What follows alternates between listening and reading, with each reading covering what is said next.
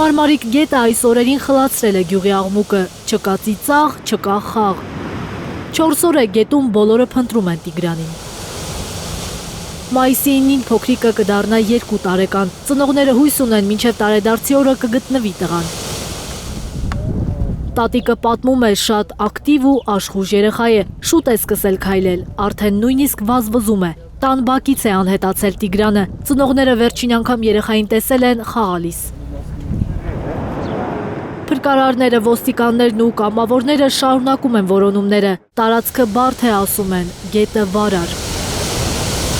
Հիմնիկ գետը շատ վտանգավոր է, իր ձնալի պատճառով սարերից որ հալում են, գետը բարձրանում է։ Տարածքում աշխատում են անօդաչու թռչող սարքերը տեղանքի անհասանելի մասերը զննելու համար։ Գործի են դրվել բոլոր հնարավոր ռեսուրսները, որ գոնե մի հետք գտնեն։ Տարբեր վարկածներ են առաջ քաշում համագյուղացիները, չնայած որոնող շները հոտառությամբ դեպի գետն են գնում, մարդիկ չեն բացառում, գուցե առևանգում է։ Ոմանք մտածում են, գիշատչի ձեռքի գործ կարող է լինել, օրինակ արծվի։ Իրանց տունն ու գետը մոտավորապես մի 70-ից 100 մետր հեռավորություն ունի։ Մենք էլ սաղ մտածում ենք դրա ուղղությամբ, ոնց կարար գնար, ոնց կարար չգնար։ Դե ամսի 4-ից ման են գալիս, սաղ տարածաշրջանով մեկ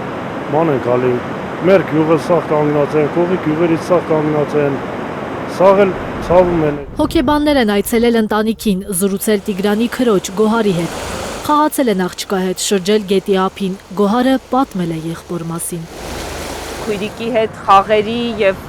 ուղղակի դեպքի վայրում ենք եղել, հա։ Երեխայի տանից դուրս եկանք, շատ երկար, 2 ժամուկես խաղացել ենք, ինքը մեզ պտտել է ամբողջ մանրամասնությամբ երեխան նկարագրել է, ընդամենը մի քանի մետրի հարց է եղել, որ քույրիկը հասել է տուն, երեխան ուզեցել է գնա հայրիկի մոտ եւ այդ հատվածում ողբերգություն ուղղակի անկանխատեսելի է եւ իրականում ոչ մեկ նման ողբերգություններից պաշտպանված չէ ու շատ կարեւորում եմ այս պահին մեր նեցուկ լինել ընտանիքին, որովհետեւ ընտանիքը անտանելի ծանր վիճակում է,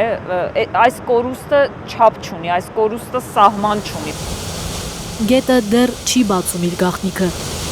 Մարդկանց սրտերում մեկ աղոթք է, որ մայիսի 9-ին բոլորով տոնեն փոքրիկ Տիգրանի 2-րդ տարեդարձը։ Գյուղում հայտնված էքստրասենսն է վստահ, փոքրիկը ողջ է, կգտնվի։ Զարի Իսահակյան, Աշոտ Մնոյան, Եվան Իղանդիլյան, Հայլուր։